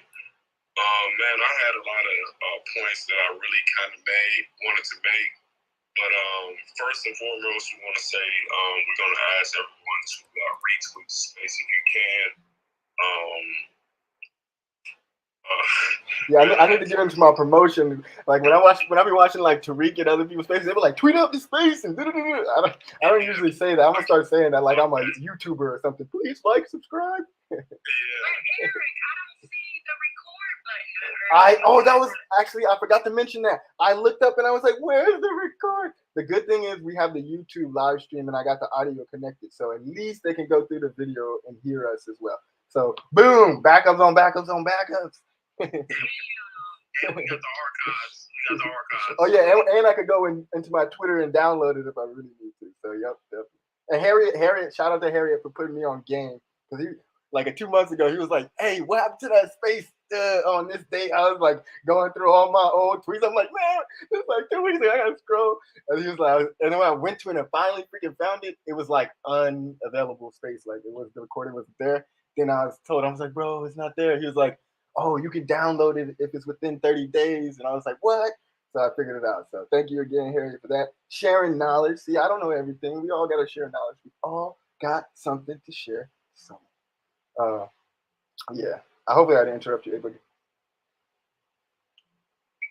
you good, man. The other thing I'm going to say is, yeah, we do have a petition out to clone Eric. So donate to that fund. We taking donations for that to clone Eric so we can get more Erics in the world. But no, that's it. Thanks for the space. Hey, part of this candidate bootcamp, this is all the knowledge that I know in this candidate bootcamp, damn it. And I'm sharing it because, it goes back to also, I'll try not to make this long, but this whole like people's fear after the civil rights movement of like leading anything or trying to create anything. They're all like, oh, I'm gonna get assassinated, right? Like they're all scared. That's why Obama didn't do shit, right? Like people are just afraid. Like, so we also need to share knowledge and be like distribute knowledge in a very distributed way, so we all have the same type of high level knowledge in our heads where anybody can take over. But we also need organization and need actual structure, which was missing in the Black Lives Matter movement. They had no accountability, no type of real structure, and that's how the money and all these other things got screwed over. So when it comes to like the cloning, part of the cloning, everybody get the same knowledge. Like really, that's what it is. Is if we have the same knowledge and we have the same love for our people, you're gonna get the same outcomes, right? And that's how we got to keep it and pass that energy on to the next generation. Lloyd, I know you've been waiting for a minute, but take us till 7 o'clock if you want to, because I know you want to spit some stuff. No, I just want to clarify my position. My And position. you know I love you, Lloyd, so don't even try. Yeah, and you know I would not come into this space and say what I say if I didn't love y'all. It's all love everywhere. I mean, all of us are 100% committed to this. It's just that we've never done it before, so we're creating the path to getting it done. And I just believe that it's important that when you say we come together, we come together on one strategy. Mm-hmm. Because if 50 people are working on the same things and going about it 50 different ways, you get 50 different results. So we can get everything that we want, but we have to be one, realistic, and we have to know what we're doing. So it was said earlier that everybody that's eligible to run for an office should run for an office. Well, I understand I understand the concept behind that, but let's really break down the words. White people would love in my race, white people would love for 10 American freedmen to jump into the race for a second congressional district in Louisiana. They love it. You know why? Because we're going to split the vote. Well, really quickly, this is why a party is important with the organization, right? Because when you have an organization, you're able to divvy and dally. Actually, there was, I think it was around Wilmington, North Carolina, after they basically destroyed that Freedmen town where they had political power. The Democrats basically did a massacre and killed basically all the elected officials and ran them out of town or something if they couldn't kill them. And so if you look at what the newspaper said back then, you had them and you had the Democrats and the GOP. This was in their newspaper in Wilmington, coming together to divvy up which of their who was going to hold elected office. They said the Republicans are going to take these elected offices. They basically came to the table and agreed, okay, let's not fight over the same ticket. You're going to get this office. You're going to get this office. You're going to get this office. You're going to get this office, right? You can't do that without a political party to help organize that. And that's why, like, let's say Marcel, for example. Why do you think the Democrats tried to sabotage Marcel? Because they know Clyburn is a good old boy, and he's going to do what they say. He's the second highest ranking member in the House of Representatives that's a Democrat. So Kamala flew down to save his ass from Marcel, and they're in the same party. So that means that because Marcel was an outsider, there was no clear organization but the Democrats without any negotiation with Marcel, just deciding that we're not letting you win. You're going to change things too much, and we want stability, we want predictability, and we want the same old from Clyburn, right? So I'm saying that to say political parties enable you to organize so that you have effective runs where there may be a place where you do want 10 people running for the same spot to dilute someone, and one place where you don't want anybody but say you running for something. So it really depends on where you're running and how. Rella brought up earlier about running as a Republican. So someone wants to run as a Republican, and then someone wants to run as this or that. Like, it all comes down to strategy, and that's why the party is key. But keep going, Lloyd. Well, and I agree with you. But here's the thing. It's the important thing about data is to collect the data, to be able to understand the data, analyze the data, and more importantly, then to use that data, right? So when you bring up the fact that the Democrats brought in Vice President Harris, Kamala, for Jim Clyburn, and so they did this, it didn't win. It didn't win. It failed. Because 80% of the eligible voters in the 6th congressional district did not come out to vote. of Democratic voters didn't come out to vote. So let's use perspective and ask this question. Madam Kamala, what were you trying to do coming down there? Was it to suppress the vote, or was it to encourage voters to encourage voters to come out? And I will say this, on any exam that you get, if you get 20% out of 100%, you have failed miserably. So we can talk about what the Democrats do, or we can talk about only pushback on that what you analogy you just used is these elections are won by 1 or 2, like less than 10% generally. So and most of them are like 1 to 5%. So in that, you can both fail. You can have two people. You know what I mean? We're still did not win. No. I'm not saying that. I'm saying when you have races that are won by percentages, by like 1,000 votes or 10,000 votes, that means that, you know, and you're taking the test analogy, you have two people that failed, right? One got a 69, the other got a 67. The 69 still wins. And so that's the problem. And I agree with you. Kamala didn't go out there to get people out to vote. She came there to suppress the votes, to put them back to sleep, tuck them in, right? And say, this ain't nothing gonna change, honey. You ain't gotta go out there and do nothing crazy.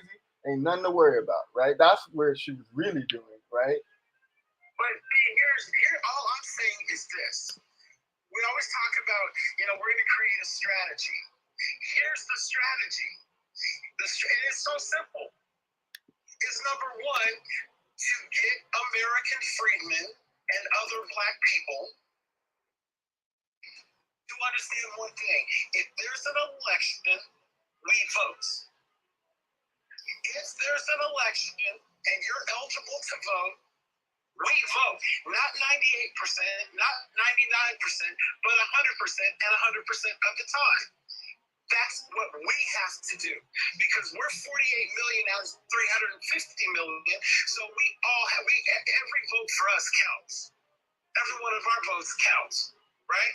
Okay, and then the second thing is we've got to get people to understand that when a Freedmen candidate runs, whatever party they're running under does not necessarily mean they support that party. It means it was a strategic decision to run under the Republican Party or the Democrat Party. Marcel ran as a Democrat, not because he believes in a lot of the stuff the Democrats say, but 90% of the vote he needed were Democrats. So he had a decision to make. Do I spend my entire campaign trying to convince lifelong Democrats that they need to come over here, or do I use that platform to put out my message? And he went with, I'm going to use the Democratic platform to put out my message. And his message, if you go through it, that Republican opponent, he won his seat, didn't he? I'm not sure. Oh, here, I didn't look. I don't think the Republican had a challenger. He had a challenger, but I think he won. The Black guy that was at the vote that went to file the same day we went. Madison, I think that was his name. I'm gonna go look again, but I could have sworn, because Alexis and I were talking about it, I think he won his seat. Well, Marcel would have won the Republican, and maybe that was, maybe that was the wrong strategy. Maybe he should have run as a Republican and won the Republican, which puts him in a head-to-head with Claiborne in the general. So that was another strategy too, right? But so much of the decision making in his campaign was done by just a very few people, and not all of these different perspectives were put into the decision. It's like, you've got people volunteering, 10 people, less than 10 people volunteering on not even in the same space. His campaign was run from around the country. So using technology. So my point is that our messaging has to be very clear. The important thing that in any election for American freedmen and other black people is to see the American freedman designated next to a candidate's name. No matter what party it is, if the FP or whatever we come up with, just like the Tea Party did. Like I went back through the archives and they were GOP, they were registered with the GOP, but they were Tea Party candidates, right? Exactly. And they didn't spend a lot. And okay, so if you go back and look at their rhetoric when Obama got elected, and look at the Republican Party now, the Tea Party has taken over pretty much. The GOP is now the Tea Party. Yep. Trump was that ship. They didn't do it from outside. They did it from within. Mm-hmm. They did not say, we hate the Republicans. They said, well, we're going to run our candidates and we're going to change the messaging of the Republican Party. And now they hijacked the GOP essentially. Exactly. So I'm saying that we have to come to these tables and put everything on the table and look at it logically and strategically, rather than from a perspective of how do we get here, rather than this is what they're doing or what they do to us. Also, it was going back to like the statistics that I showed in terms of like voting registration and the Republicans dying faster than the Democrats. It's easier to hijack the Republicans than the Democrats. That's another thing that's clear. Not that the Democrats are not hijackable. Now, Chris Lodson is about to host his California reading AB 3121 stuff. So at 7, so I do want to give Poda Sinantis a chance to say something really quick, and then I'll do really quickly last thoughts, but I do want to get over there.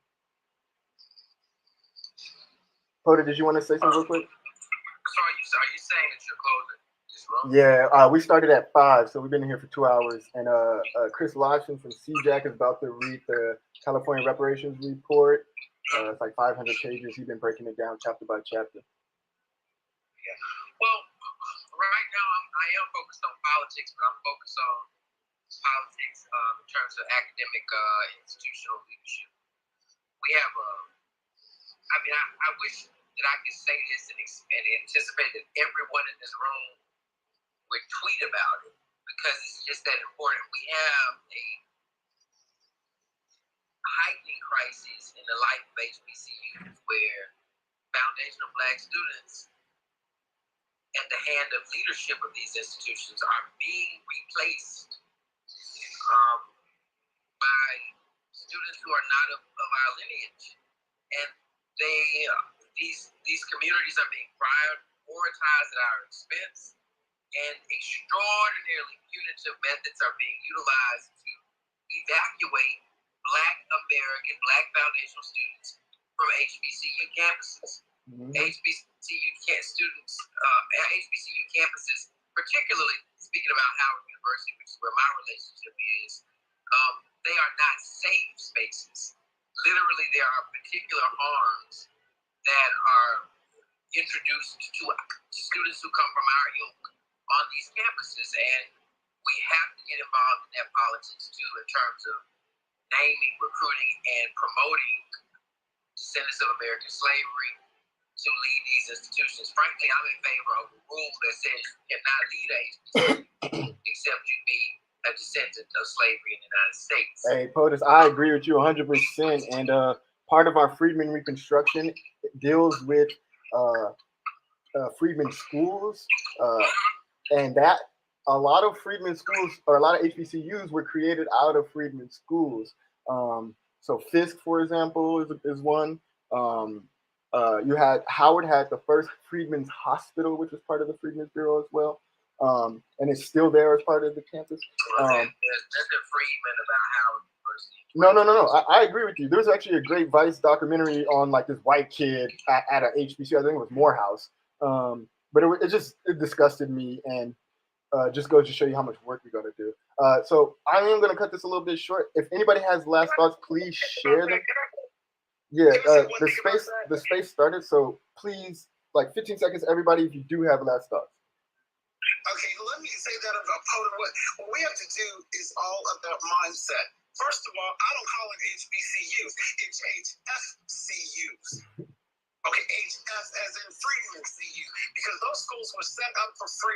we've already had the argument of what an American freedman is, and if you're not lineage, you're not an American freedman. Those are our schools. Let's start calling them what they are. Exactly. Thank you for that. I do think we need to go back to just calling them freedmen schools. Phoenix, go for it. Yeah, go for it, Phoenix. I just want to say this, that can be a big talking point for our elders and our people that are just kind of stuck on Democratic, just voting blue.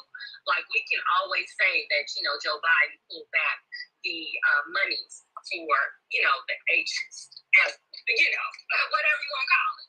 But we can always talk that point. Yeah, freedom schools. Talk that point, because I think that's where we have to definitely target our elders in that way, the ones who vote blue no matter who. So we can all, and then I do agree with Coda, like, the leadership should definitely be that in our land. Definitely. Did anybody want to share any last thoughts before I close? Nope, everyone have a great rest of your week, a blessed week, and let's get it. Let's get this work. Awesome. I'm excited to see Rella and Lloyd run for office. Poda, you better run again. You better go through our boot camp coming in last minute, smoking your blunt on your profile picture. I'll just mess with you, bro. But I'm glad to see you in the room, bro. I haven't seen you in a minute. Let's definitely connect again. I put the link to the space in the Jumbotron, so y'all could just exit over there. We like to support CJAC. They're doing great work. And get that knowledge, because that interim report can be used in any state as a framework to build off of. And with that, thank you all. We've been here for 2 hours. Barry, don't forget this weekend, the summit. Oh, the NASD summit. Yes, NAASD is holding NAASD is holding a summit September 30th and October 1st. Please check that out. The Freedmen Party actually got nominated for an award earlier today by NAASD and got invited to the event. I'll just read you some of it, and then we'll close on that the note. But basically, it was for. I'll just read it so I'm not just making stuff up. This is Dear Freedmen Party. I'm writing to you on behalf of 2020 NAASD. We are pleased to inform you that you have been nominated in the following NAASD 2022 Freedmen Fighter Award category. Dr. Martin Luther King Award for Outreach. This award recognizes activists that excelled in personal outreach to the Freedmen community. This includes activities, events, testimony, or other ways demonstrating the recipient's unparalleled acts of outreach. So we're gonna have 2 people go there in person because it's in Georgia. I'm in Cali, and then I'll check in remotely. But I was honored, humbled that they felt that way about us, because I feel that about NAASD and CJAC and all the great people there. Fridays in the party. I'm trying to get Chris to join the party, but we on good vibes. We talked earlier this week, and thanked each other for the work for the AB 3121 and other things. And so there's a strong relationship. So anyways, I want to get over there and support Chris. Everybody else should go over there and support Chris, CJAC, and get the knowledge from that interim report. Again, thank you all for your being patient. It's over 2 hours space. And really appreciate everybody's contributions, the speakers, the listeners, for just being patient with us and soaking up all this game. So with that, y'all have a great rest of y'all day, great rest of your week. We'll be here tomorrow. I put all of our weekly spaces, daily spaces this week in our pin to our Twitter profile. So check those out and get a reminder for the next one tomorrow, 5 p.m. Pacific, 8 Eastern. With that, love y'all. Peace out. See y'all in Christmas weekend.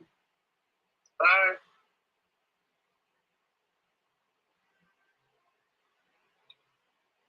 Hour or so. How about that?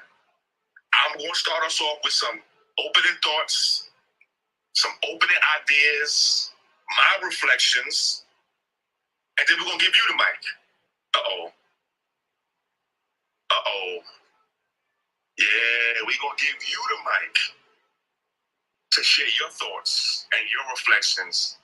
And then we're going to turn our attention to our reading of the California Reparations Report, picking up where we left off, again, as mentioned, with part 2 of chapter 8 of the California Reparations Report. I think we're going to start around page 279 and just finish the chapter on the report itself, page 279-ish, and then finish the chapter from there. It should be about 10, 12 pages. This should take about an hour or so, maybe hour and a half. So in total, we're looking for about a 2 hour, 2.5 hour-ish space. It depends. We're going to let the Spirit move us and guide us today. We're going to let the ancestors move and speak through and guide us today, all right? And then we're going to end the broadcasting, all right? And next week, Monday,